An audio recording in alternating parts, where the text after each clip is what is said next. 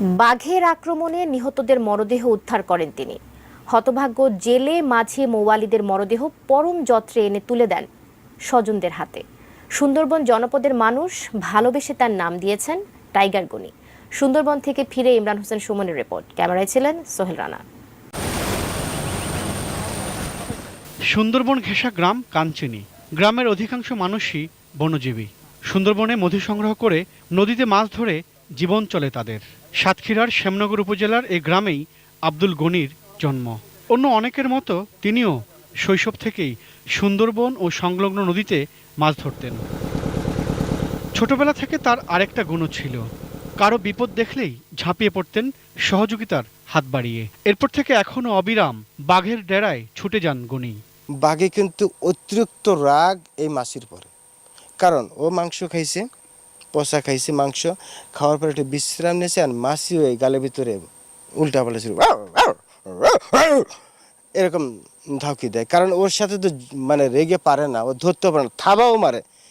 এই শব্দগুলো কিন্তু আমাদের ফলো রাখতে হবে, যে এই ধরনের কোনো শব্দ যদি পাই আমরা সুন্দরবনে, আমরা ওইখানে কাজ না করে অন্য জায়গায় আমরা কাজ করব। সুন্দরবন এলাকায় বন্যপ্রাণী সংরক্ষণ ও উদ্ধারকারী হিসেবে কাজ করা বেসরকারি সংস্থা ওয়াইল্ড লাইফ প্রকল্পের টাইগার রেসপন্স টিমের সাতক্ষীরা রেঞ্জের ফরেস্ট নেতার দায়িত্ব পালন করেন আব্দুল গনি। তারপর থেকে কি শীত কি গ্রীষ্ম, সুন্দরবনে কেউ বাঘের শিকার হলে উদ্ধার কাজে এগিয়ে যান তিনি।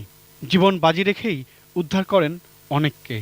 2019 সাল পর্যন্ত আমি মৃত জীবিত সহ প্রায় 100-র ঊর্ধ্বে মানুষকে আমি উদ্ধার করতে সক্ষম হয়েছি, এবং কয়েকবার সুন্দরবন থেকে গ্রামে বাঘ চলে এসে 11, 12, 10, 9 এই কয়েকটা সালে কিন্তু গ্রামে অনেকবার বাঘ চলে এসেছে।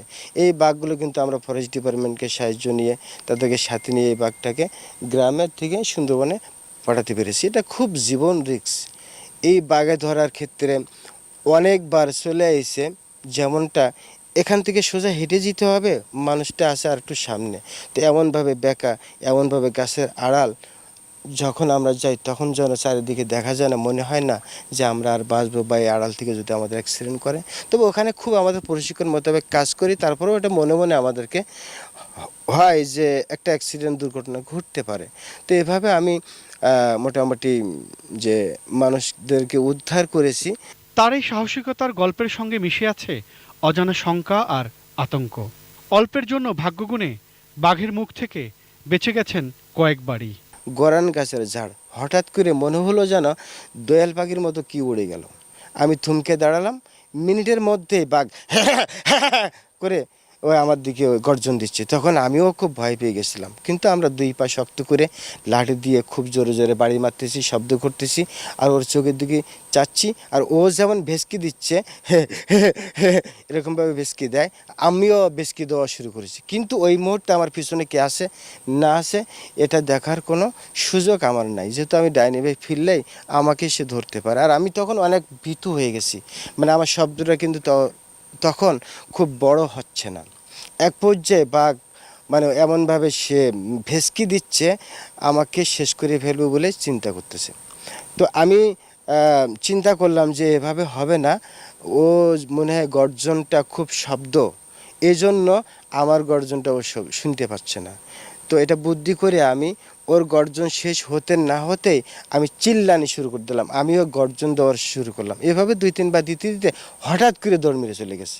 আমি তখন আল্লাহু আকবার বলে লাফ দিয়ে উঠে আর একটু মুড মানে ভারী করে আমি ধীর গতিতে ওই মানুষটার ঘেরাও করে ফেলছি, মানে দখল করে নিছি।